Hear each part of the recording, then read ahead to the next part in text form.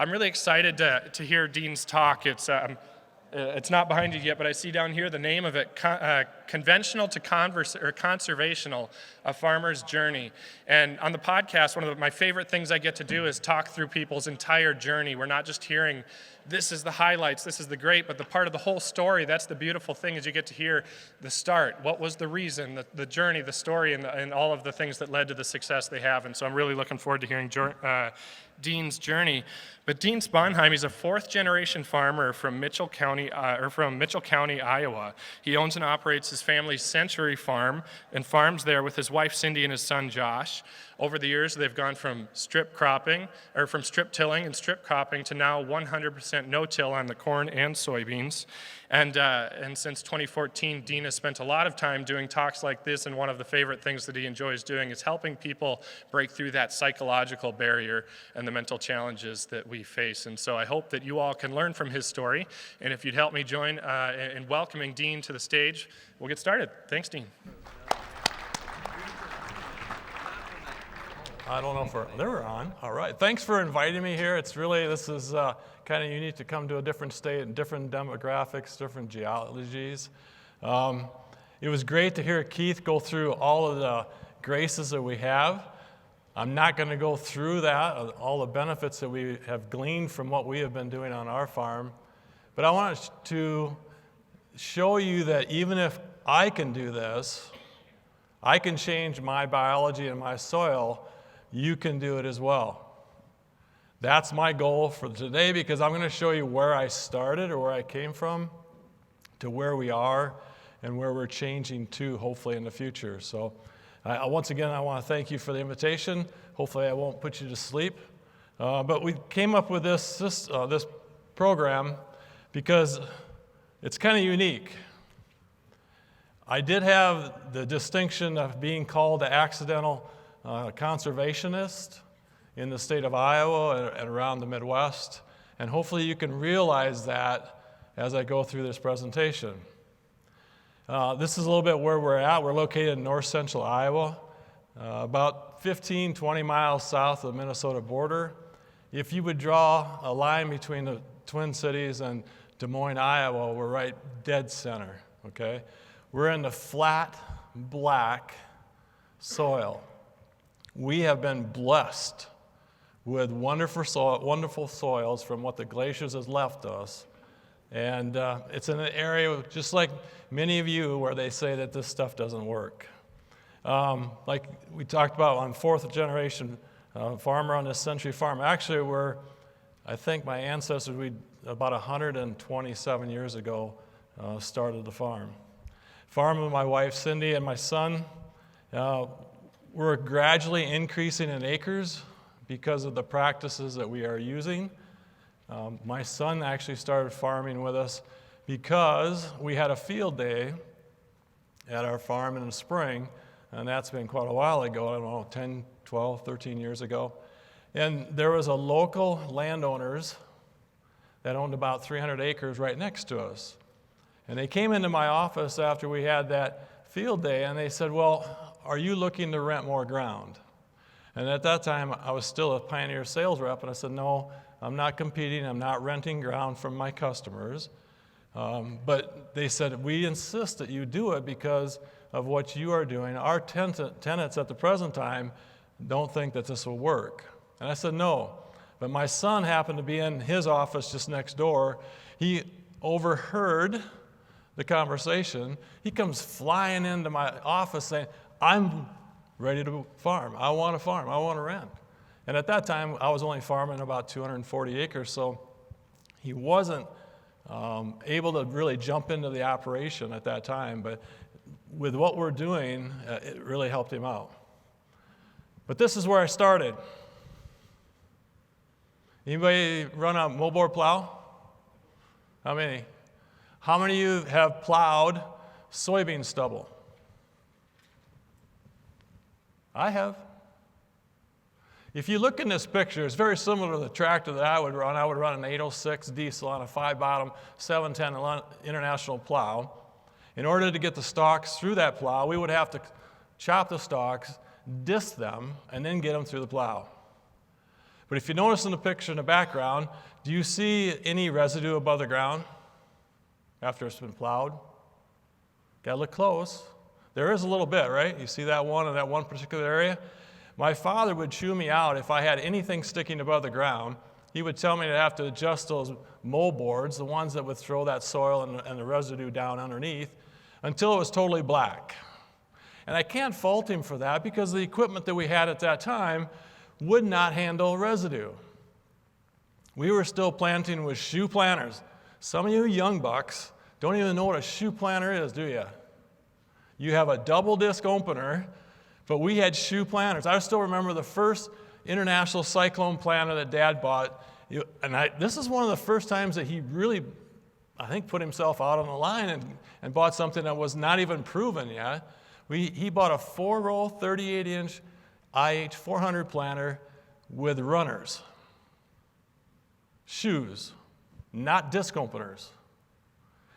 Don't ask me why I remember this, but we put AgriPlant shoes on it, which had replaceable points on it that actually could be sharpened.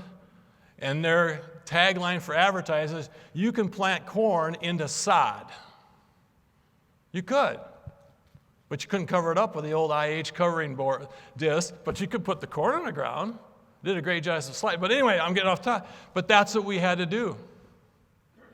This used to be what I thought was a beautiful looking cornfield.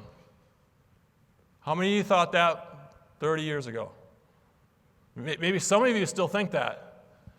But I cringe at this now. This is the most ugly thing I've ever seen, but it is to me right now. But this is where we started. This is what I grew up with. So if you're in the same situation I am now, or was then, you have hope.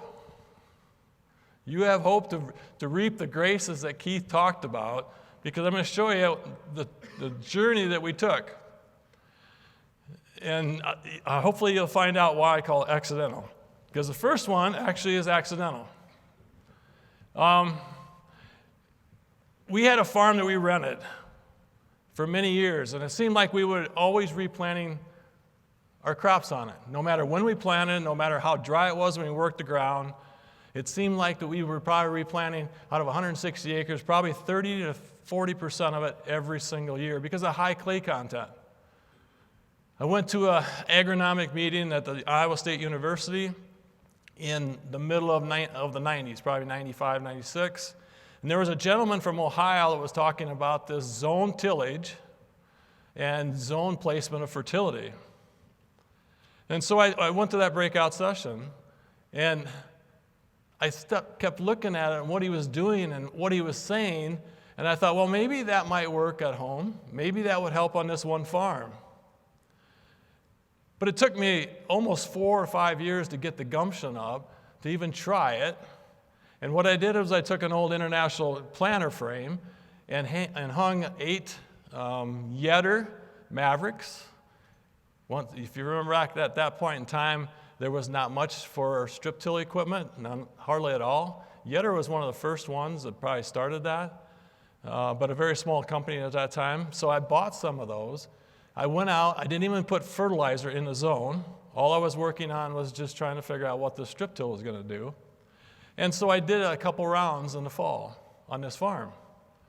I came back in the next spring and just planted on top of it. And to tell you the truth, that is the best seed bed that you will ever plant into, besides no-tilling, is a fall strip. How many of you guys strip in the room? Anybody strip? Okay, do you deny that? Or maybe some of you are spring stripping, which is also very good. But I could not do that on this farm because I would lose the soil structure, ruin it, just by field cultivating it. I didn't realize that. I really didn't. My whole mindset of how I had to do it was to work that ground and get it mellow, or in essence, pulverize it to death. So when we started this, I thought it was really good, really good. I couldn't believe it, but we were mainly corn on corn at that time. So I thought, well, we got to get this to work. And so I did a trial right north of the house, and 1/3 was strip till, corn on corn. One was moldboard plow like we originally did, and then we did disc ripping on the other third. And I found out that the yields were very comparable. But I want to tell you this, I'm going to show you how you have to be a little patient, is because on the corn on corn strip till, it took 4 years before I had reduction in residue. By the 4th year, I had probably 8 to 10 inches of residue building up between my strips. And I'm going, this is not working. Even though I was still getting yield, it was not working. And then all of a sudden, the end of the 4th year, we went back out to harvest that, the residue was gone. You may think I'm crazy, you may think I'm lying, but it was gone. And the only thing that I can say is the biology, the earthworms that I finally got back into my soil took care of me. So 2 lessons here. 1, yes, if you're coming from unhealthy soils, it takes a while to start that back up again. And 2, just be patient, okay? So anyway, we started in 99, then we started strip tilling, and we never looked back. That's what we started with, and this is what our rig looks like now. My son took this picture up in the on the right-hand side, just a beautiful sunset, actually doing some stripping in the fall. We had a number of neighbors that started seeing what we were doing, and we would talk to them, especially through seed conversations and things, and they'd be asking what we were doing with this machine and these strips, and they were very curious. So eventually, we had to develop a business because we had so much request.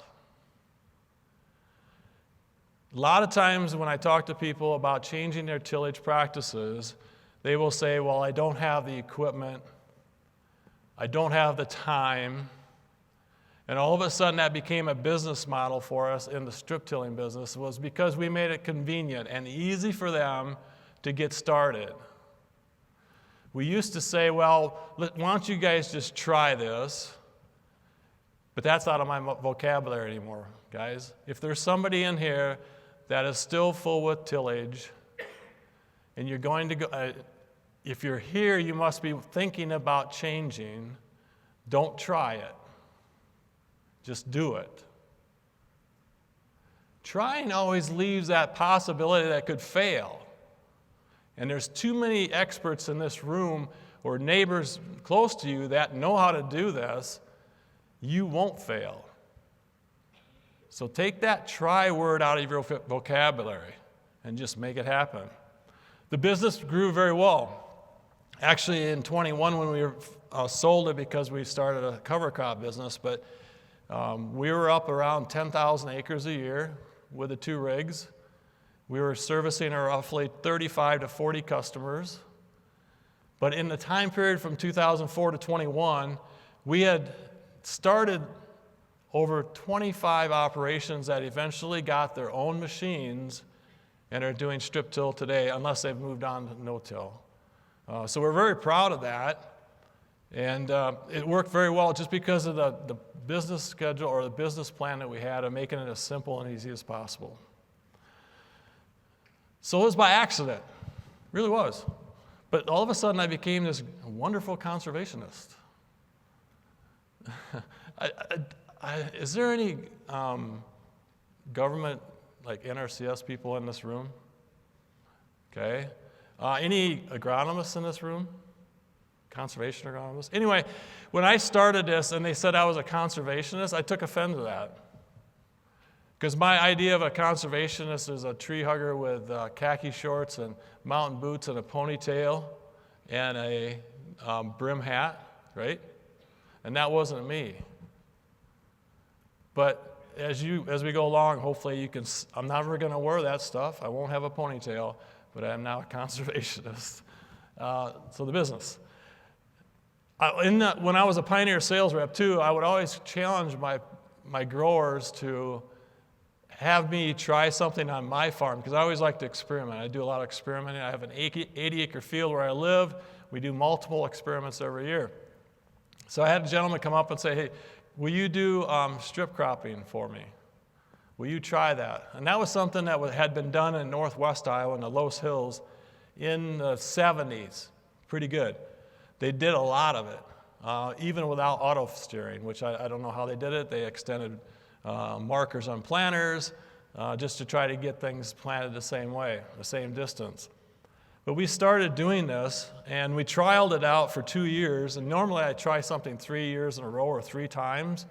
And if it doesn't do anything in 3 years, maybe I will move on. But this one only took me 2 years to latch onto, is because of the environmental, I shouldn't say that, economic returns that we had on the strip cropping, which is 8 rows of corn, 8 rows of beans planted across the field. And you're going to get, on an 8-row system, probably 15% increase on corn. You're going to lose 5 to 6% on beans. But the economics still will tell you that that's still profitable, especially nowadays when beans don't make much money anyway. But the corn is very advantaged because of the extra sunlight and air movement we get down the strips. We did some 4-row stuff, and you want to brag about your yields, go to 4-row corn and 4-row beans.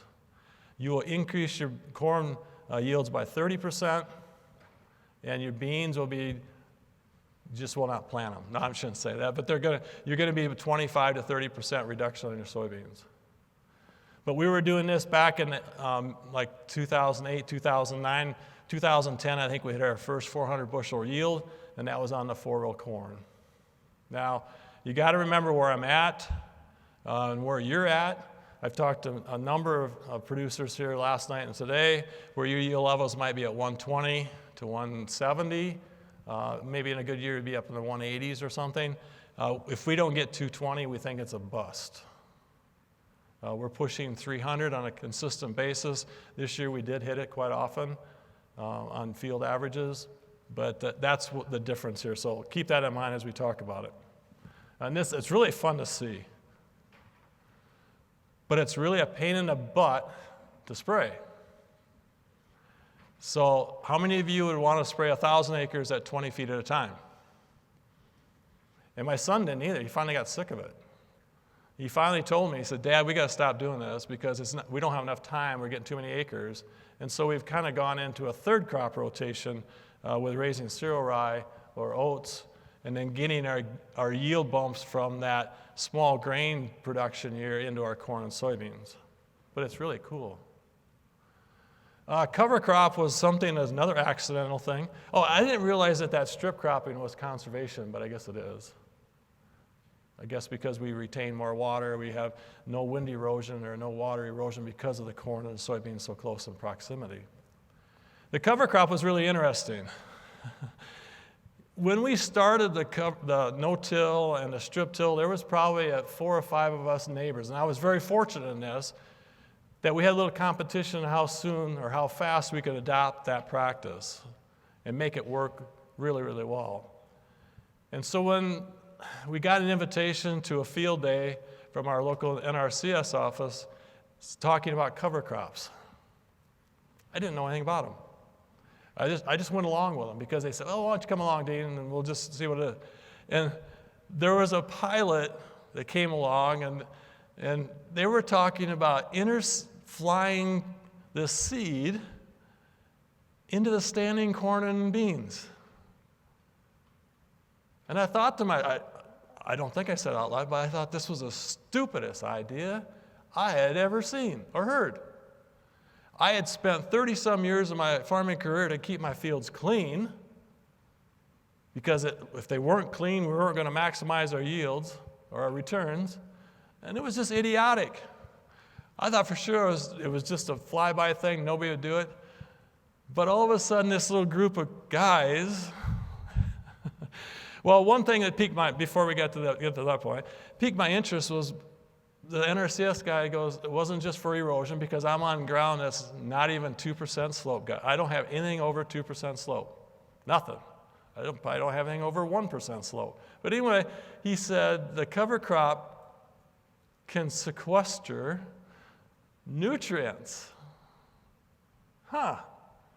He said especially nitrogen or nitrate. And I thought, well, maybe, we don't. When I was in the seed business, the most limiting factor of corn production was nitrogen. So I was always a proponent of making sure you had enough nitrogen in the soil to be able to support whatever kind of crop you're going to have. So some years we would have nitrogen left over, right? Because that's simple. You're not going to produce the maximum yield every year. So I thought, well, maybe this would work. But that still probably wasn't enough to put me over the edge to try this cover crop.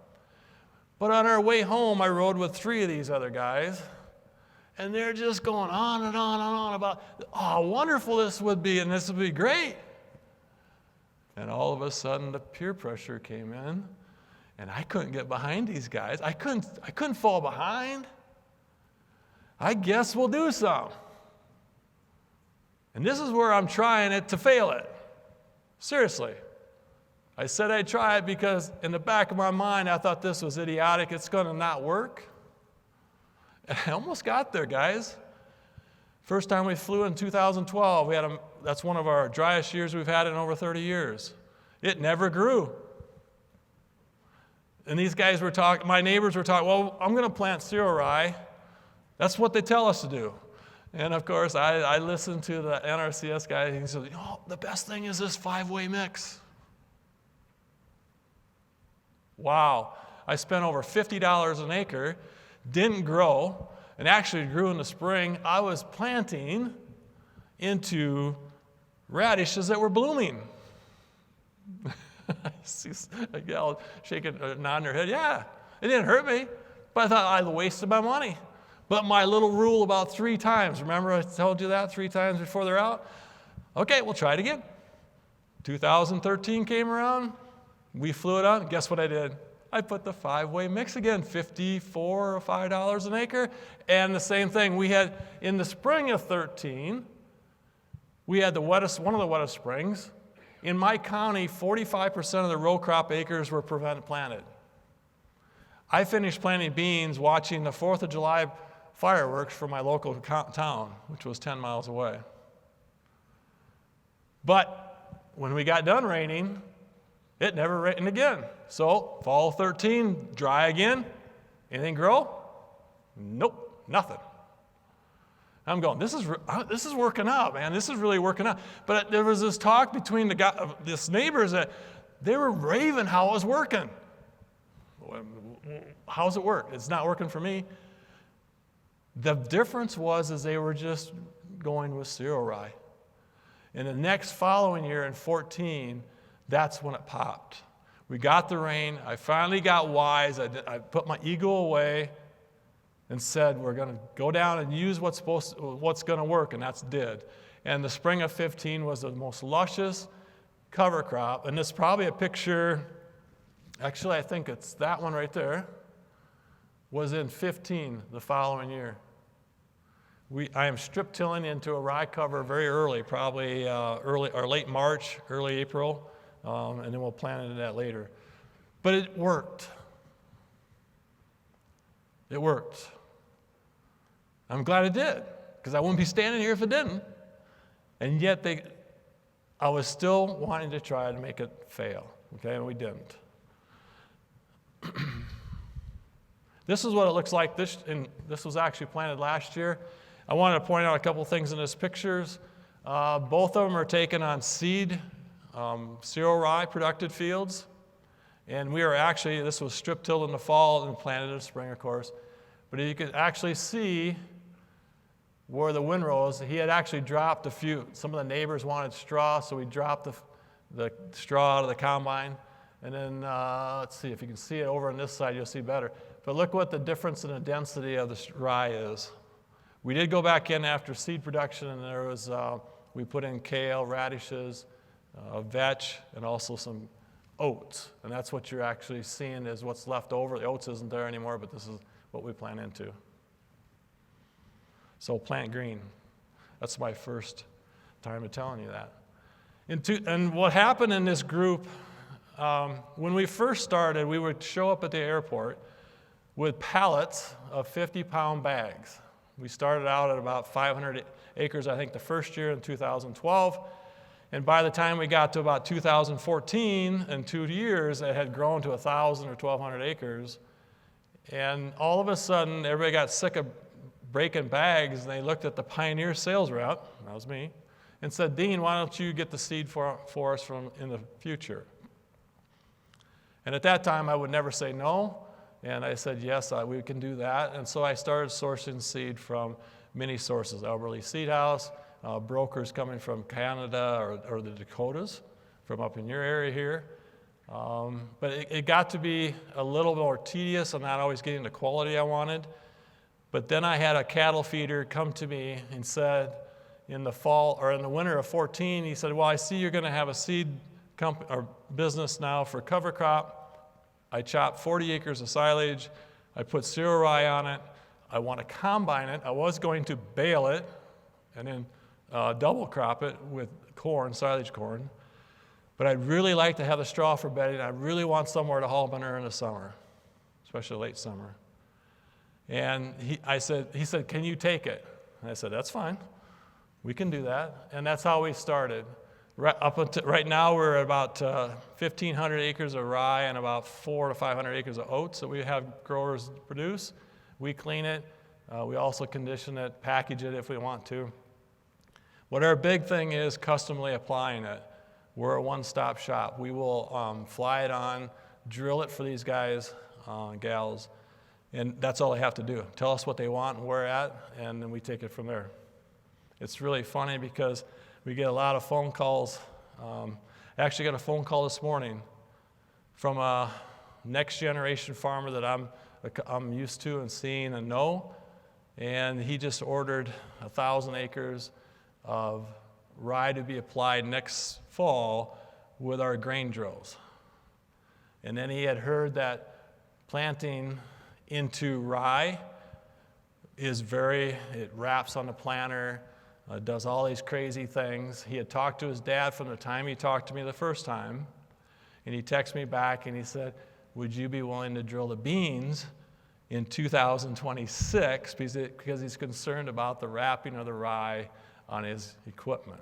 Now, even though I told him that if you plant green, you don't have that problem, I think his dad put a kibosh to it and said, no way in heck he's going to plant it. So, but that's a new face, new customer. We'll take it any way we can get it.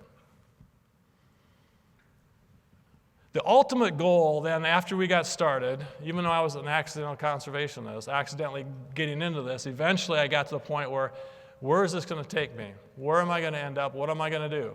And my ultimate goal was to go to no-till, because that's what we want to do. That's the perfect scenario. We're not disturbing the soil. We're building the aggregates. We're building the soil structure. And every time we run something through there, especially a tillage tool, we do diminish that structure, even a strip till scenario. So we did transfer most of my acres to no-till. And this is where people, when they look at this screen and look at this picture on the lower right, if you can see that, maybe I can move over here. I'm going to ask somebody in the front row here, what am I driving into with a planter tractor? Anybody see that? What is that? Rye headed out. How many of you think that planting corn into rye that's headed out is a good idea? One? It's a fantastic idea, but not for the first time. I lost a lot of sleep over this when we got done with it, and especially when it's on my son's ground. But it's great. You just have to manage it differently, guys. You really do. We plant green all the time, no matter what. Now, when you first start, and if we get that far, I'm going to run out of time because I love to talk. But when you start, you got to start small and smart and start terminating early.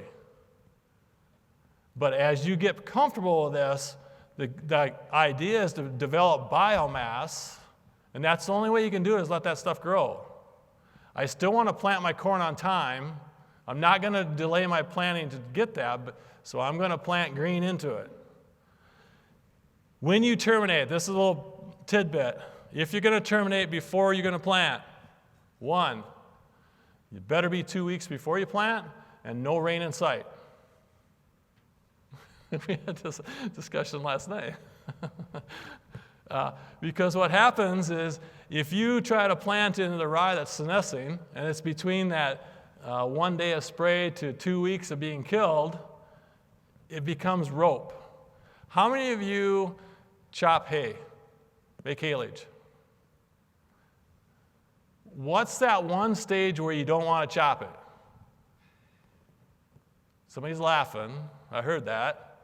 There's a stage in there where we used to call it gummy, where you don't, it's just like you can't blow it up a silo. Most of you guys are probably bunkers now, but we used to blow it up a 60-foot silo, and it would never get up the pipe if you had it wrong. And that was kind of the in-between the dry stage and the really wet stage, okay? Same thing with the rye. You have that same problem. And I'm going to try to save you a lot of guff because hopefully you're going to go home and put rye in the field and you're going to plant corn into it because don't be afraid of it. Our Iowa State University Extension Service, when I started this probably about around 2010, they came out to they had field agronomists. They have I think 7 or 8 of them in the state of Iowa. They came to my farm. And the first thing I told them when they were there, because they had been writing it in a lot of their publications, there's an allelopathic effect between rye and corn. I don't want to swear, but that's BS. There is a carbon-to-N ratio problem or a nitrogen problem when you plant corn behind rye, and you can alleviate that by putting nitrogen on with a planter. Oh, you don't want to hear that, do you? You don't want nitrogen on your planter. It'll be more than well paid for by doing that. We had people before we started cover crops, we were telling people to put more nitrogen on with the planter. Now we're not saying more nitrogen for the program. No. We're just moving nitrogen to the front where the small seedling corn plants need it the most, and that's when the rye has accumulated all that rye or sucked it up. Why are we planting the rye? What did I tell you? Nutrient sequestering, right? It does a great job. It's the best thing I've ever seen. It will starve that soil of nitrogen. But to alleviate that is to put the nitrogen on a planter. And you don't have the effects that you probably hear about. Okay? When we first started doing this and we started teaching people how to do it, we said, well, we can put some nitrogen on with weed and feed. When we're putting the herbicide, the pre-down, we'll just use 28% or 32%. No. You need a concentrated band really close to that seedling. And I'm not going to tell you to go out and spend mega bucks to putting fertilizer attachments on your planter because they're going to cause you more grief than they're going to cause you good. All we do is stream a small stream, a 3/8-inch tube behind the closing wheels. It's a concentrated enough band that will help your corn, and you do not lose a lot of nitrogen from that band. It's very, very narrow, very concentrated. You're going to lose a little bit from volatility, but very little. We're running, I think it's, Josh does all this, my son, but I just drive the tractor, but I think it's 10 gallons of 32, and then we also put in, that's part of our sulfur needs, so ATS in with 5 gallons. He just told me before I came up here, he says, I'm not going to put any more than 15 gallons on that, even though I want to. This, remember that picture of the cornfield that was nice and black and clean? This is what I want to see. Totally covered. No soil at all being shown or exposed for multiple reasons, and you probably know what some of those would be. I should go back to that. We are not all no-till now, as my son is acquiring more ground because of, he's got 3 different landlords now that are strictly a conservation type contract where he has to have cover crops, no full width tillage, it has to be strip till or no-till. And some of these farms do not have the conservation practices being done on them, so we have to transition them to where we can go out and actually no-till. There are a lot of people that want to skip all the steps to get there, and you will hurt your yields if you do, especially corn. I do not promote that, but if you don't have somebody that you can hire to strip till to get you transitioned, that might be the only option you can do.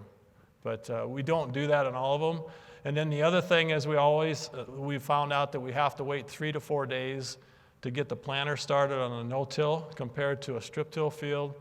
So when we're doing over 1,000 acres with 8-row equipment, we need to be rolling, so we will strip-till approximately 25 to 30% of our acres so we can get the planters running, and by the time we get done with the strip-till ground, the no-till ground is ready to go. So those are some of the things that we have changed, and it just evolves as we go along. In 2021, I really got a lot of interest from our customers about crimping and rolling. How many of you heard about it? How many of you are using it? Hey, good. Maybe you can chime in here when we get to the point where we start talking about this. But we started a lot. I bought this 20-footer 3-point hitch. It's actually a Patriot.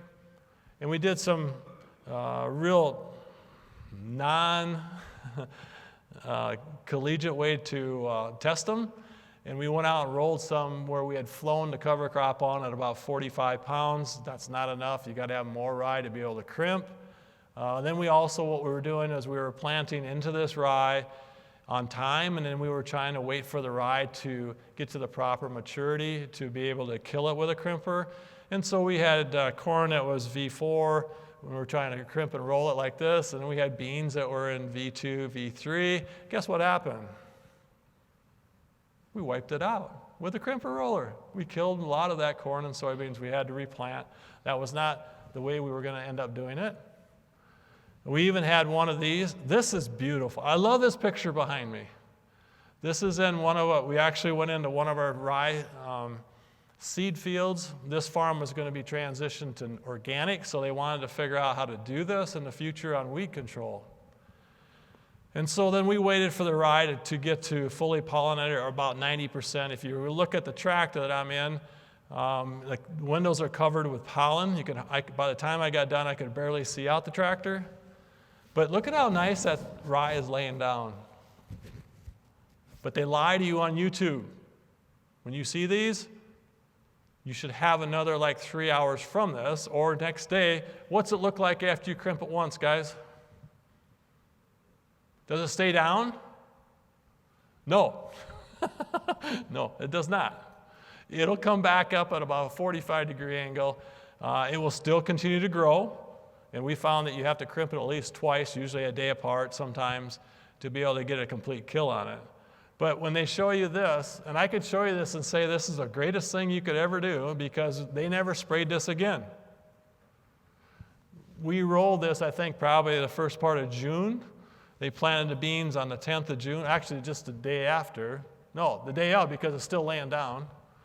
Remember, if you're going to crimp ahead of the planter, you got to make sure you lay the rye the same direction the planter's going. This is a 36-row planter. That's, 90 feet wide? So I had to lay it in lands. He was going to make 2 rounds, so I had to go nine passes to make that 180 feet. Otherwise, he would not have liked it. The reason a lot of times they were telling us not to crimp after you plant or go with the planter because you don't get a good crimp then if you've got the wheel tracks from the planter and the tractor. And I don't know if that's the case or not. But these beans actually averaged, I think, 45 bushels, didn't use any herbicide at all, and had very little weed suppression. But this was not doubly crimped. When I went out to that field, when the beans were just germinating, it was really dry. And what had happened is that rye wasn't completely dead and took a lot of the moisture. So we kind of abandoned that. I think there's certain instances that we can use that. And what we're working on right now is what we call index cover cropping. And if you notice this, it's hard to see, but if you look in this picture here, we are indexing 3 cereal rye rows at 7.5-inch spacings. We plug every 4 of our units on our grain drill, and we leave that open. And then we come in and plant no-till into that, okay? And that's what he's doing here. He's planting into that rye. If you want to just see the difference between stands of rye into corn or into soybean stubble, there's a great example of that. And I think it's because I wasn't adjusting the drill to the depth I needed to get down into the soil on the stalks. But anyway, then we go back in and we We have an in-row roller. Dawn makes an in-row roller, which is a 24-inch roller, a crimping roller. And with down pressure, we put weight on the toolbar, and we go in and actually roll it. This is a picture from a year ago, in 2023. In this particular model, they also have knives that go on those rollers. So what I was doing is actually cutting the rye down. The idea, the theory, was to cut it the first time, get it down, let the corn get above it, and then go back and roll it and crimp it later on. But last year we had no rain. We grew a crop from the time we planted to when we harvested was 9 inches. Our normal rainfall for a year is 35, so it was quite a drought. That corn did not come out of it. We actually killed it off and put beans in it. But this year, we did it a little bit differently. No, we didn't. Yeah, we did. We didn't cut the rye down with the knives. We let the rye grow. We planted the corn. Can everybody see that corn row? Probably in the back you can't. It was about V4 corn. It was pretty tall. And then we rolled it with that in-row roller. And it laid it down fairly good. And I thought, well, when he's in there, he did it about 2 hours before I pulled in with a side dress rig. And I applied the anhydrous to it, just like that. Before we go any farther, anybody want to throw something at me because I'm using anhydrous? Yeah, Dave, I know you would. I still believe that the anhydrous attaches to the soil better than a UAN. It is very dangerous. When Keith talked about a whiff of anhydrous, when I did the custom strip tilling, some of my customers wanted anhydrous put on in the fall, and I think to this day I can't smell or taste because of that, because of the whiffs that I would get. When you could no longer breathe, that's the time I would leave the machine and try to crawl out and get out into fresh air. But to me, it's more stable because it attaches to soil better. UAN is a third of it's already nitrate that does not attach to your soil molecules. So the anhydrous still works for us. But anyway, back to this. I was hoping more guff would be about that, but it didn't happen. In this experiment, the corn is actually real nice and green, just like the rye is. We rolled it, put the anhydrous on it, and a week later it turned totally yellow. All the corn. It wasn't just one stalk or the other. It just turned almost as yellow as this young lady's sweater here. And my son got a little concerned about it, and he said, well, we need to put some more nitrogen. I said, no, this is a trial we did. This was in our strip. We still do a little bit of strip cropping just to keep our hands in it. And this was in strips. I think I had 5 strips that we did this with, and we had a couple strips that we had for a check where we had terminated the rye earlier, like we normally do, and we side dressed the same amount and all that good stuff. But anyway, this corn had turned yellow. And we just watched it, and I'm sorry we didn't take pictures of it. I'm not a good picture taker. I don't always think of presenting this stuff to my customers or to new groups. And about 2 weeks after that, we went out in the morning, and the corn had turned green. Just as beautiful dark green as you could see. It was awesome. So I thought, well, maybe this stuff still has a chance. So we let it go, took it to harvest, and I got in there with a combine, and we actually weighed it. We used our weigh wagon to do that with, because we were going to do a variety plot as well right next to it. And it was 265. I thought, wow. And we had to develop short corn by this time, because this corn, the internodes had been really shortened when it was really yellow. The corn was probably 3 foot shorter than our normal corn. Some of the ears were actually tipped over and almost touching the ground. But it was 265, 268. I thought, well, this is pretty good. But I got to my test strips, and it was 305. And I go, crap. No reaction? Why would I say crap to 305 bushel acre? Yeah, I lost 40 bushels. Somebody said last night when I told them that, Oh, that's the weirdest way to say crap on a 300 bushel yield, but that's what I'm looking at. It's something, because my ultimate goal now is to farm without herbicides. But I'm not going to organics because I'm not going back to tillage. And I always want it out in case something happens.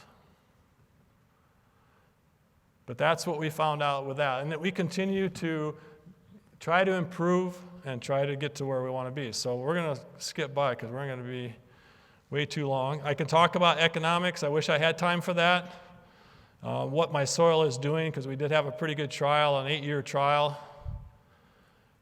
Let's see, keep going.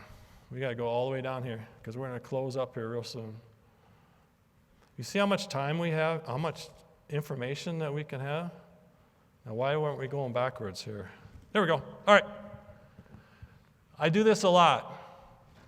I use this slide an awful lot because on the left-hand side is where you're non-conventional, where you're mobile plowing, like where I started, and all the way to the right of regenerative and sustainable. I'm not going to give you my definitions of sustainable and regenerative because I don't think we can get there totally, but we can sure get a lot better at it. But some people are over here, and that's some of that holds some people back. What I've seen when I present in front of groups or even in my own groups, if they're not all the way over here, they feel like they're behind and don't want to start. But it doesn't make any difference where you are at in this line. It's always to improve, to always strive to be better. So I challenge you is don't use that as an excuse. Please. Use it as a motivator, if nothing else, that you want to catch up to the front of these people. Now, I'm not saying you need to go to the Gabe Browns and the Dave Brandts and the Rick Clarks and all those guys that are really out there, because most of us won't get there anyway. But the one next to them, the no-till covers, is really attainable no matter where you are.